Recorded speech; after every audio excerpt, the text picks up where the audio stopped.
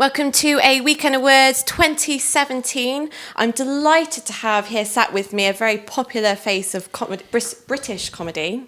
Andy Hamilton, welcome. Thank you. You've been actually in Ludlow for a few hours. I have. Is this your first time visiting the town? Yeah, it's very, very pretty. I've been around the castle. Yeah. Been in a tea shop. Being a tourist. Had some tarts and a cup of tea. Yeah, I've been a tourist for a couple of hours. I'm a bit muddy, but it was lovely. Excellent. So many people will recognise you for your appearances in programmes such as Have I Got News For You, Q&I. But you're actually the writer behind some really popular TV programmes such as Drop the Dead Donkey and Outnumbered as well. So now you're here because you've written your debut novel, The Star Witness. Do you want to give us a quick synopsis? It's a story of a man. He's a very famous soap actor in a very famous soap, a sort of something on the scale of EastEnders, and he makes he's allowed himself to drift in his life so that he's kind of psychologically in a bad place. He's sort of got quite cynical and he's sort of coasting through life, and he makes a bad decision, and then he makes a couple more, and he ends up being in the sort of the crosshairs of public opinion.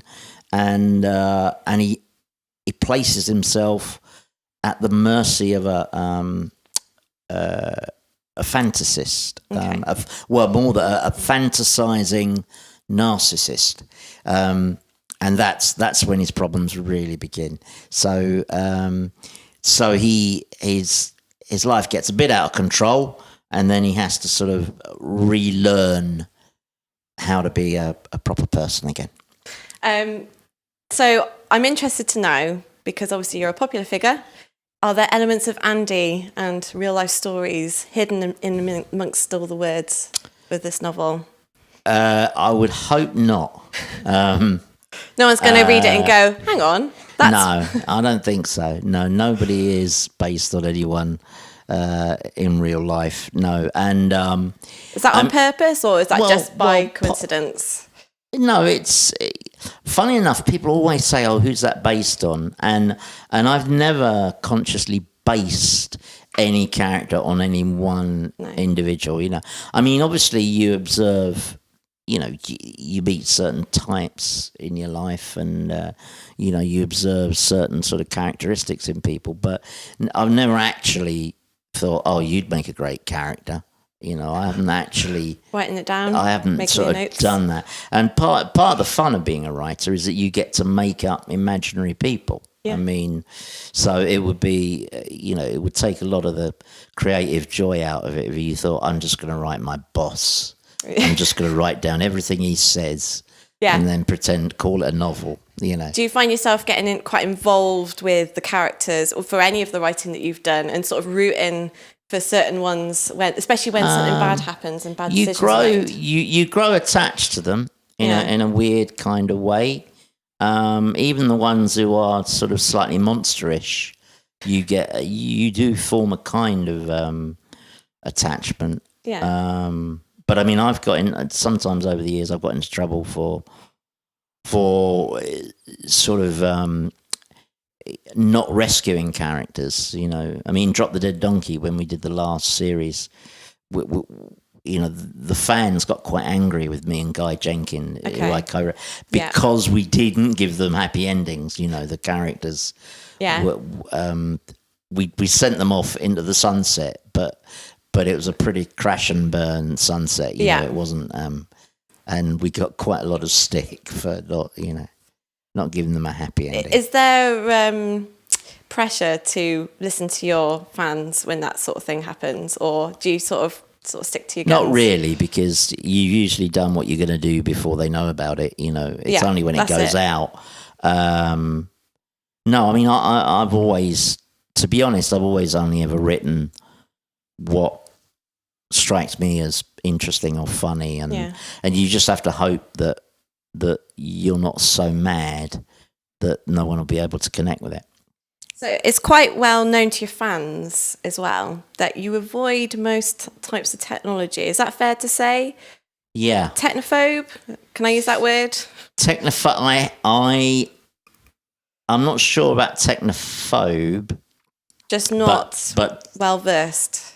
Yeah, I don't embrace new technologies. No, I don't have a mobile. I don't carry a mobile phone. Yeah. My wife is my gateway into the modern world, and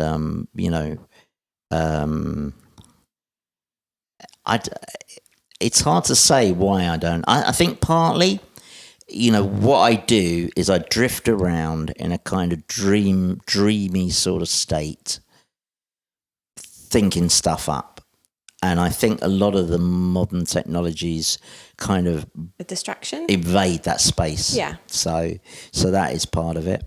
Yeah, so it's quite interesting that actually the way that this book, how you actually carried out the project. Yeah, was through technologies. Was by the people of the internet. I know. Yes. Yeah. And I've just done a podcast as well, actually. Okay. It's called Inside Donald Trump, and if you go on SoundCloud, you'll find it. It's fronted by Michael Burke. Okay.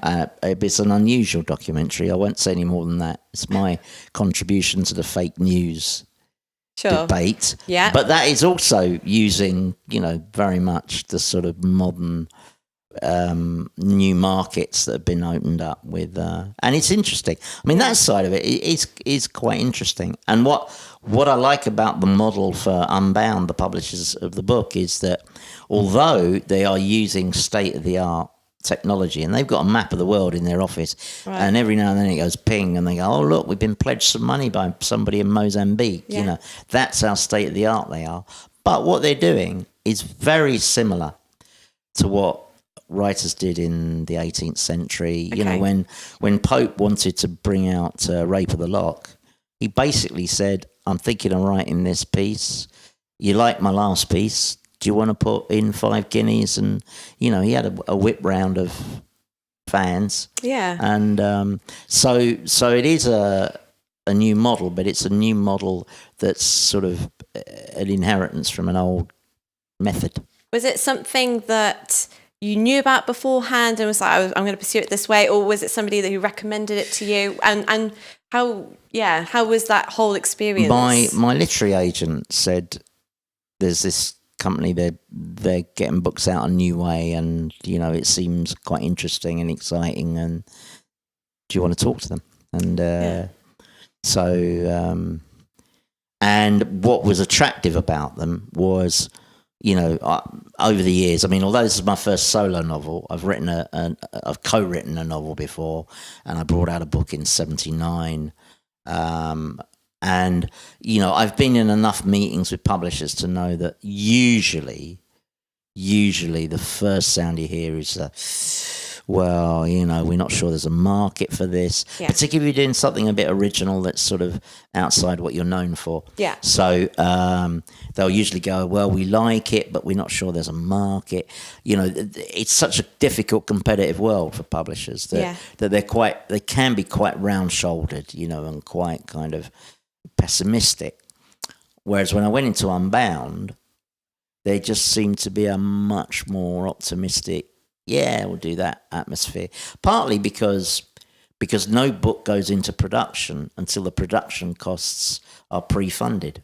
Okay. So yes, so they don't have that voice in the back of their head when they're looking at you thinking, this bloke could lose us a lot of money. And I think, if I'm right in saying that person pledging that money, if it doesn't come to the target that you're aiming for, they get their money back. The risk is quite free. In that sense. Yeah. So it's quite an enjoyable way to support at the project. outset, it's a comparatively risk-free way of doing stuff. Yeah, excellent.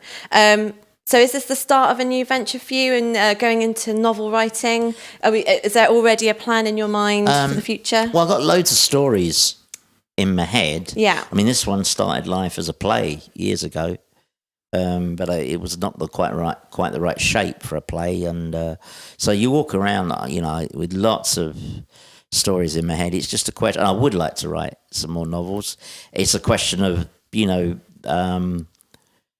it's a question of what happens in the rest of my professional life, really, whether people say yes to projects and, if a big project gets away, like a big series or something, that sort of makes it harder to. But if lots of projects die on their arse, then I will have lots of time to write more novels. Excellent. Well, I hope you enjoy this afternoon. I will. With The Star Witness. And thank you very much for being part of A Weekend of Words. Thank you. Thank you. Cheers.